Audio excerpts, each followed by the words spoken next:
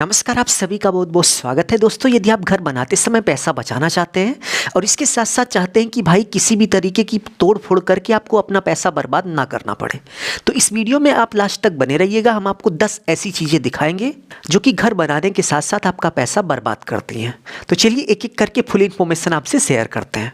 First point की बात करें तो आप देख सकते हैं कि घर का फाउंडेशन बनाते समय आपको फाउंडेशन के नीचे कुछ इस तरीके से कभी भी ब्रिक यानी कि ईंट को नहीं लगाना चाहिए, बल्कि इसके स्थान पर कुछ इस तरीके से कवर ब्लॉक लगाना चाहिए, क्योंकि ज़्यादा लोड आने के कारण ब्रिक जो है, ईंट जो है वो टूट जाती है। तो ऐसे में आपका जो फाउंडेशन होता है वो नीचे से कमज़ोर पड़ जाता है।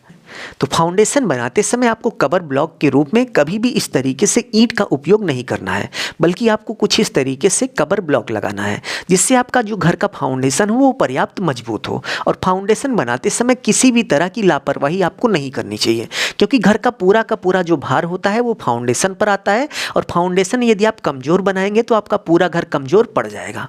सेकेंड पॉइंट की बात करें तो अलमारी बनाते समय आपको केवल सामान रखने के लिए ही अलमारी नहीं बनानी चाहिए कि छोटे छोटे डिब्बे आ जाएंगे और आपकी जो छोटी छोटी वस्तुएं हैं, चार्जर ये सब आ जाएगा। इन सब के अलावा भी आप देख सकते हैं कि अलमारी बनाते समय आपको कुछ इस तरीके से कम एक पार्ट कपड़ा रखने के लिए भी जगह बनानी है। आप देख सकते हैं कि यहाँ पर एक हैंगर लगा दिया जाएगा इसमें एक बिल्कुल ऊपर, और उसमें सारे कपड़े एकदम से फोल्ड करके अच्छे से टांग दिए जाएंगे। तो लगभग कुछ नहीं तो भाई 50-60 कपड़ा इसमें आराम से एडजस्ट हो जाएगा। और आपने देखा होगा कि जिन घरों में अलमीरा यानी कि अलमारी नहीं होती, उनके कपड़े हैंगर में या फिर आपके बेड वगैरह में ऐसे बिखरे पड़े रहते हैं।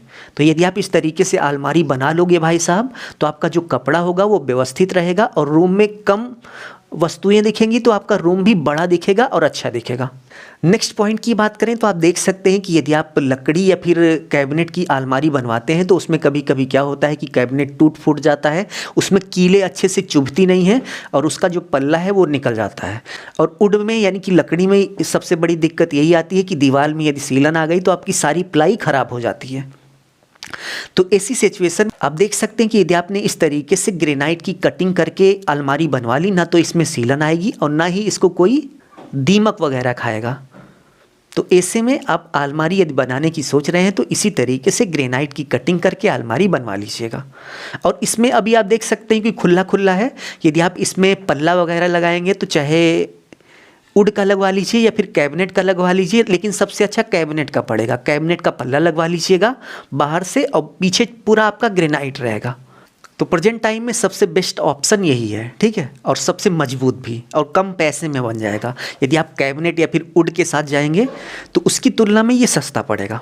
नेक्स्ट पॉइंट की बात करें तो घर बनाते समय कभी भी छोटे एरिया में बड़ा डिज़ाइन नहीं प्लान करना चाहिए। इससे आपका घर खूबसूरत कम और बदसूरत ज़्यादा दिखेगा। जैसे आप देख सकते हैं कि इन भाई साहब को आर्क का डिज़ाइन बनाना था और इन्होंने क्या किया कि भाई छोटे एरिया में यानी कि एरिया छोटा था और उसमें एक बड़ा सा डिज़ाइन, बड़ा आर्क, उसके बाद रेक्टेंगुलर का प्लान इन्होंने बना लिया कि भाई हमें ये वाली डिज़ाइन बनानी है। और बनाने के बाद आप देख सकते हैं कि कितना घटिया सा दिख रहा है। तो ये गलती भी आपको नहीं करनी है। आप यदि डिज़ाइन बना रहे हैं तो जितना बड़ा एरिया हो उसी अनुसार आप डिज़ाइन तैयार करिए, ठीक है। नहीं तो आप देख सकते हैं कि यहाँ पर एरिया छोटा था और डिज़ाइन बड़ी थी, और डिज़ाइन बनाने के बाद एकदम घटिया सी डिज़ाइन लगने लगी। इसी तरीके से आप यहाँ पर भी देख सकते हैं कि इस विंडो में एकदम भारी भरकम डिज़ाइन बनाने के चक्कर में विंडो का पूरा लुक ही ख़राब कर दिया गया। यदि ये विंडो थोड़ा और चौड़ी होती तब ये डिज़ाइन बनाई जाती तो ये डिज़ाइन खिल के और भी ज़्यादा अच्छी दिखती, लेकिन अभी क्या है कि ये बनने के बाद बहुत घटिया सी दिखेगी, अच्छा नहीं लगेगा।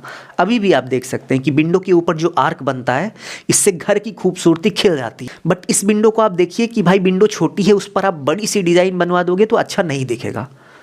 विंडो जितनी छोटी है उसी अनुसार आपको डिज़ाइन भी प्लान करना चाहिए।